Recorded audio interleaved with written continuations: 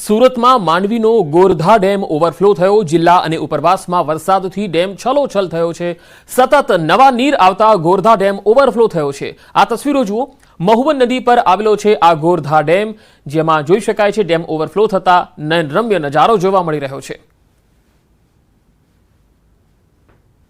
તો સુરતના માંડવીમાં આવેલો છે ગોરધા ડેમ અને હાલ ત્યાં ઓવરફ્લો થવાના કારણે ડેમ છલોછલ થવાના કારણે ડેમમાંથી પાણી બહાર આવી રહ્યા છે। તસવીરોમાં જોઈ શકાય છે છલોછલ થયેલો ડેમ છે અને આહલાદક નજારો પણ જોવા મળી રહ્યો છે।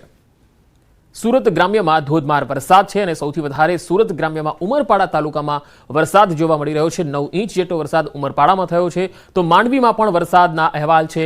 માંડવીમાં ગોરધા ડેમ આવેલો છે જે ઓવરફ્લો થયો છે, છલોછલ થઈ ગયો છે અને તેના દ્રશ્યો પણ જે છે એ આહલાદક છે।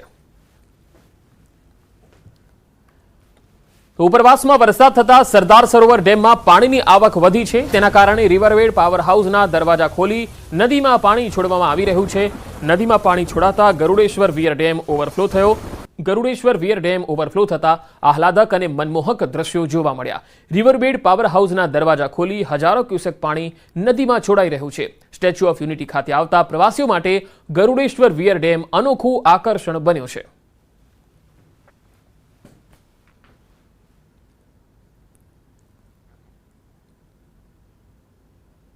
તો મધ્ય ગુજરાતની સાથે સંઘ પ્રદેશ દમણમાં પણ સવારથી જ વરસાદી માહોલ જામ્યો।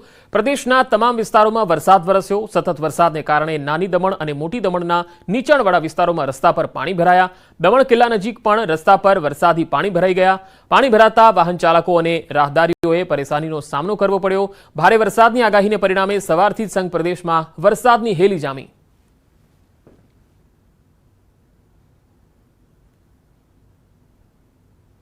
તો વલસાડ જિલ્લામાં વહેલી સવારથી જ વરસાદી માહોલ છવાયો છે। ઉપરવાસમાં વરસાદને પગલે જિલ્લાના તમામ નદી નાળાઓ તોફાની સ્વરૂપે વહેવા લાગ્યા।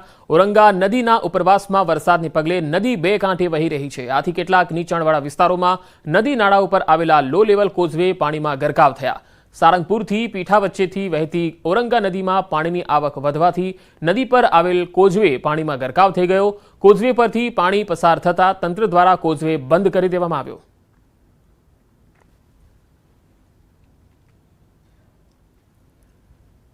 તો ગાંધીનગર દહેગામમાં વરસાદને પગલે નીચાણવાળી સોસાયટીઓમાં વરસાદી પાણી ભરાયા। દહેગામની અનેક સોસાયટીમાં પાણી ભરાઈ ગયા છે। તસવીરોમાં જોઈ શકાય છે કે ઘૂંટણસમા પાણી સોસાયટીઓમાં છે। નહેરુ પાર્ક સોસાયટીમાં વર્ષોથી પાણી ભરાવાની સમસ્યા છે। વરસાદ તો બંધ થયો પરંતુ પાણી ભરાવાની સમસ્યા હજુ પણ જેમની તેમ છે। લોકોને પાણી વચ્ચેથી પસાર થવું પડે છે અને તંત્ર દ્વારા કોઈ જ કામગીરી કરવામાં નહીં આવતા લોકોમાં ભારે રોષ છે।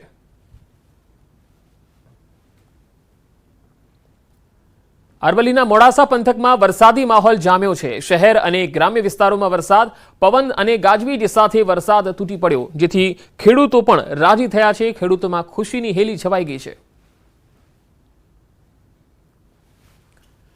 અરવલ્લી જિલ્લાના મોડાસાના લીંભોઈ પાસેના ઇટાડીમાં વરસાદી પાણી ભરાઈ ગયા। ઇટાડી ગામમાં પાણીના નિકાલના અભાવે સ્થાનિકો પરેશાન થયા। ગત રાત્રે પડેલા વરસાદને કારણે પાણી ભરાઈ ગયા। તો નીચાણવાળા વિસ્તારના રહેણાંક મકાનોમાં પાણી ભરાઈ ગયા। ઘૂંટણસમાં પાણી ભરાતા ભારે મુશ્કેલીનો સામનો કરવો પડ્યો। દર વર્ષે આ પ્રકારની સમસ્યા ઊભી થાય છે।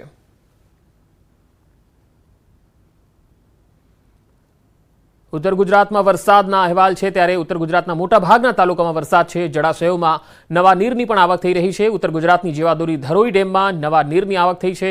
ઉપરવાસમાં વરસાદ વરસતા ધરોઈ ડેમમાં આંશિક વધારો થયો છે। ધરોઈ ડેમમાં 6,111 ક્યુસેક પાણીની આવક નોંધાઈ છે। હાલ ધરોઈ ડેમની સપાટી 603 ફૂટ પર જોવા મળી રહી છે। ધરોઈ ડેમ હજુ 41.53% ભરાયેલો છે।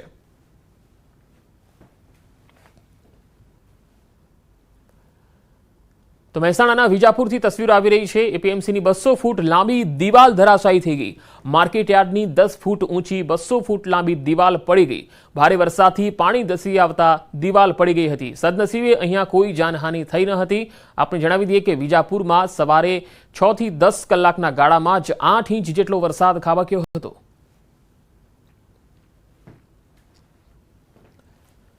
તો પાટણમાં વરસાદ બાદ પદ્મનાથ 4 રસ્તા પાસે વૃક્ષ ધરાશાયી થયું. પાટણથી હારીજ જતી બસ પર વૃક્ષ પડ્યું હતું. મુસાફરની રાહ જોતી બસ પર વૃક્ષ પડ્યું. એસટી બસની આગળના ભાગ પર વૃક્ષ પડ્યું હતું. બસમાં સવાર 12 જેટલા મુસાફરોનો આબાદ બચાવ થયો. સ્થાનિકોએ વૃક્ષને હટાવવાની કામગીરી હાથ ધરી હતી.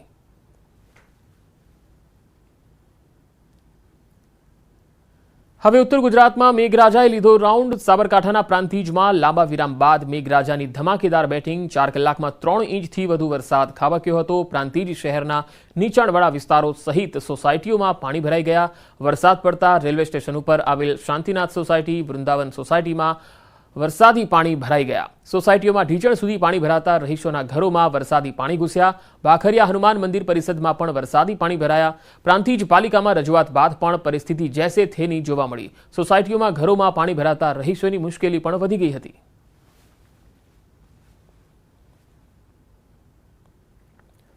છોટાઉદેપુરમાં વરસાદી માહોલ જામ્યો હતો. નસવાડીના રૂકાવટી ગામ પાસેનો કોઝવે ડૂબી ગયો.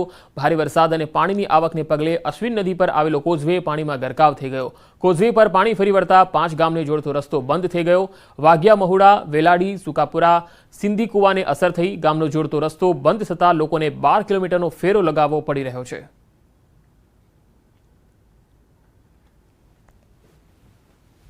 ભારે વરસાદ થવાના કારણે રસ્તાઓ પણ બ્લોક થયા છે. આ નસવાડી વિસ્તારના રસ્તાઓ જે છે તે બ્લોક થયા હોય તે પ્રકારની બાબતો સામે આવી રહી છે. આપ જે દ્રશ્ય જોઈ રહ્યા છો તે નદીમાં વહેણ વધવાના કારણે રસ્તા બ્લોક થતા હોય તે પ્રકારના દ્રશ્યો જોવા મળી રહ્યા છે. કોઝવે પણ પાણીમાં ડૂબ્યો હોય તે પ્રકારના દ્રશ્યો જે છે તે જોવા મળી રહ્યા છે. મધ્ય ગુજરાતના છોટાઉદેપુરમાં ગઈકાલથી જ ભારે વરસાદ જે છે તેની સ્થિતિ સર્જાઈ છે. તે અંતર્ગત નસવાડી તાલુકાના કુકાવટી ગામથી પસાર થતા આ કોઝવે જે છે તે પાણીમાં ગરકાવ થયો છે. મહત્વનું એ છે કે નસવાડીથી તમે 5 ગામ તરફ જાઓ ત્યારે આ કોઝવે આવે છે અને તે પાણીમાં ગરકાવ થઈ ચૂક્યો છે. અહીંથી જે સામેની તરફના જે ગામોની વાત કરીએ તો વાઘિયા, મહુડા, વેલાડી, સુકાપુરા, સિંધી કુવા આ પ્રકારના ગામો જે છે તે પ્રભાવિત થયા છે. એટલે કે તેમને હવે નસવાડી આવવું હોય તો 5 કિલોમીટર આ રસ્તા ઉપરથી જઈ શકાય. પરંતુ જે પ્રકારે પાણીનો વહેણ વધ્યો છે અને કોઝવે પાણીમાં ડૂબ્યો છે જેના કારણે 12 કિલોમીટરના અંતરેથી ફરી નસવાડી આવવાની નોબત જે છે તે આવી રહી છે. સ્થાનિક લોકો પણ આપણી સાથે તેમની સાથે વાત કરીશું. કોઝવેમાં આ દર વખતની આ જ પ્રકારની સ્થિતિ છે. દર વખતની આ જ સ્થિતિ હોય છે કે નસવાડી તાલુકાના કુકાવટી ગામમાં દર વર્ષે આ રીતના 2 કાંઠે અશ્વિન નદી વહે છે ને નસવાડી તાલુકાના આજુબાજુ જે ગામડા આવે છે એમાં આપણે વેલાડી છે, સુકાપુરા છે, વાઘિયા છે, આ બધા ગામોના લોકો ફરી ફરીને આવવું પડે છે. દૂધ આપવા માટે બી આ લોકોને તકલીફ પડે છે. સવાર સાંજ સ્કૂલમાં આવવા માટે બી આ લોકોને તકલીફ પડે છે ને આ લોકો બહુ હેરાન પરેશાન રહે છે કાયમ માટે. ચોમાસામાં આ તો પહેલી વાર નદી આવી છે, બાકી આ વર્ષમાં 3-4 વાર આવે છે એટલે આ તકલીફ ઊભી કાયમ માટે રહે છે. તંત્રને ખબર છે તો તંત્ર આ પ્રકારે કોઈ પગલાં લે છે કેમ? તંત્રને બધી જ ખબર હોય છે. વધારે પાણી આવી જાય છે તો કુકાવટી ગામ બી ખાલી કરાવીને તંત્ર અહીંથી હટાવે છે.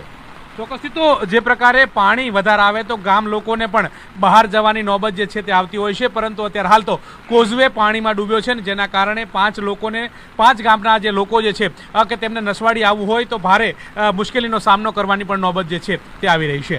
કેમેરામેન મંગજ મકવાણા સાથે ગૌતમ શ્રીમાળી, ન્યૂઝ 18 ગુજરાતી, નસવાડી, છોટાઉદેપુર.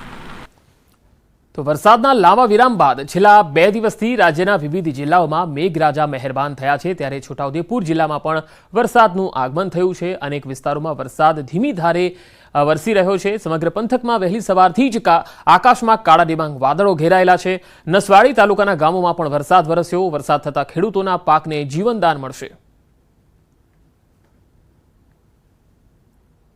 લાંબા વિરામ બાદ વરસાદની ધમાકેદાર એન્ટ્રી છેલ્લા 2 દિવસથી જોવા મળી રહી છે. જોકે હવામાન વિભાગે પણ આગામી 72 કલાકની ભારેથી અતિ ભારે વરસાદની આશંકા વ્યક્ત કરી છે. તે પૂર્વે જ અત્યારે હાલ મધ્ય ગુજરાતની અંદર વરસાદ જે છે તે વરસી રહ્યો છે. આપ જે દ્રશ્ય જોઈ રહ્યા છો તે છોટાઉદેપુર જિલ્લાના દ્રશ્યો છે કે જ્યાં મેઘમહેર જે છે તે જોવા મળી રહી છે. ગઈકાલે પણ વરસાદની ધમાકેદાર એન્ટ્રી હતી અને અત્યારે પણ ધીમી ધારે વરસાદ જે છે તે વરસી રહ્યો છે. વહેલી સવારથી જ કાળા ડિબાંગ વાદળો જે છે તે સમગ્ર પંથકની અંદર જોવા મળતા હતા.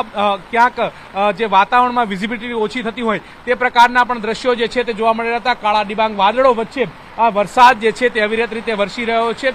વરસાદ પણ ધીરે ધીરે રૂખ જે છે તે બતાવી રહ્યો છે. મહત્વનું એ છે કે 72 કલાકની અંદર ભારેથી અતિ ભારે વરસાદની હવામાન વિભાગે આશંકા વ્યક્ત કરવામાં આવી છે અને તેને પગલે પણ વરસાદ જે છે તે સમગ્ર પંથકની અંદર વરસી રહ્યો છે. મહત્વનું એ પણ છે કે લાંબો વિરામ જે છે તે વરસાદને લઈ અને જોવા મળ્યો હતો, ત્યારબાદ વરસાદ થયો હતો, જેને લઈને ખેડૂતોએ પણ ક્યાંક ને ક્યાંક જે આશા છે તે અમર થઈ ગઈ હોય તે પ્રકારની વાત જે છે તે સામે આવી રહી છે. કારણ કે લાંબા વિરામ બાદ પાક મુરઝાવાની સ્થિતિ જે છે તે સર્જાઈ હતી, ત્યારબાદ આ વરસાદ જે છે તે ખેડૂતો માટે આશીર્વાદરૂપ સમાન થઈ રહ્યો હોય તો નવાઈ નહીં. કેમેરા પર્સન પંકજ મકવાણા સાથે ગૌતમ શ્રીમાળી, ન્યૂઝ 18 ગુજરાતી. છોટાઉદેપુર જિલ્લાની જીવાદોરી સમાન ઓરસંગ નદી બે કાંઠે વહેતી થઈ છે. બોડેલી નજીક ઓરસંગ નદીનું રૌદ્ર સ્વરૂપ જોવા મળ્યું. નર્મદા કેનાલ નીચેથી પસાર થતી ઓરસંગ નદીમાં ઘોડાપૂર આવ્યું. નર્મદા એક્વાડેક ઉપર આહલાદક દ્રશ્યો સર્જાયા. ગત વર્ષે નર્મદા એક્વાડેકના સંરક્ષણ માટે કરાયું છે બાંધકામ. ઓરસંગ નદીમાં પાણીની સારી આવક થતાં ખેડૂતો ખુશખુશાલ થયા છે. જોકે હાલ જિલ્લામાં વરસાદે વિરામ લીધો છે.